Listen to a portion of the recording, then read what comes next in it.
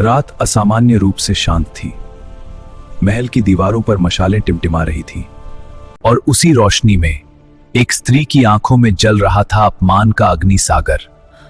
यह वह समय था जब पांडव अपनी पहचान छुपाकर अज्ञातवास काट रहे थे और वे रह रहे थे विराट नामक इस महान राज्य में। धर्मराज युधिष्ठिर अब कंक नाम से राजा के सलाहकार बनकर अपनी पहचान छुपा रहे थे। भीम अब बलवंत नाम से महल के रसोइये बनकर अपनी असली पहचान छुपाए हुए। धनुर्धर अर्जुन बृहन्नला बनकर राजकुमारी को नृत्य सिखा रहे थे। रूपवान नकुल राज्य के अश्वशाला में घोड़ों की देखभाल कर रहे थे और बुद्धिमान सहदेव राज्य की गौशाला में गायों की सेवा कर रहे थे।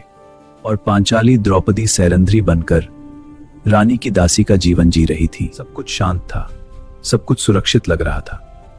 लेकिन हर कहानी में एक ऐसा पात्र होता है जिसकी नजर पड़ते ही शांति टूट जाती है। उसका नाम था कीचक, राज्य का सेनापति, असीम शक्ति का मालिक और उससे भी बड़ा उसका अहंकार। एक दिन उसकी नजर सैरंध्री पर पड़ी।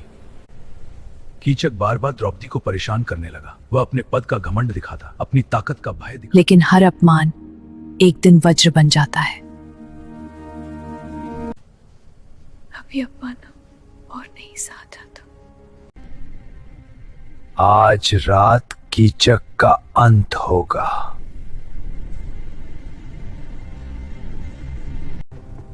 यदि मिलना है तो आज रात नृत्यशाला में आना।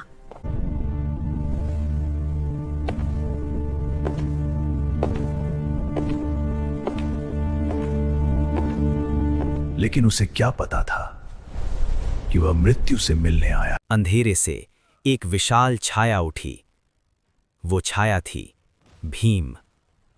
अगले ही पल भीम ने कीचक को जकड़ लिया और नृत्यशाला युद्ध भूमि बन गई। दोनों के बीच भयंकर संघर्ष शुरू हुआ। धरती कांप उठी, दीवारें गूंज उठीं। कीचक पूरी ताकत से लड़ रहा था, लेकिन वो नहीं जानता था कि वो पांडवों के सबसे बलशाली योद्धा से भिड़ चुका है। कुछ ही क्षणों में भीम ने उसे उठा लिया और पूरी शक्ति से धरती पर पटक दिया। एक ही क्षण में अत्याचारी की कहानी समाप्त हो गई है। उस रात केवल एक अत्याचारी नहीं मरा था, उस रात अहंकार टूटा था और एक स्त्री का सम्मान वापस लौटा था। यही कारण है कि कीचक वध का यह प्रसंग महाभारत के सबसे रोमांचक और प्रेरणादायक क्षणों में से एक माना जाता है। क्या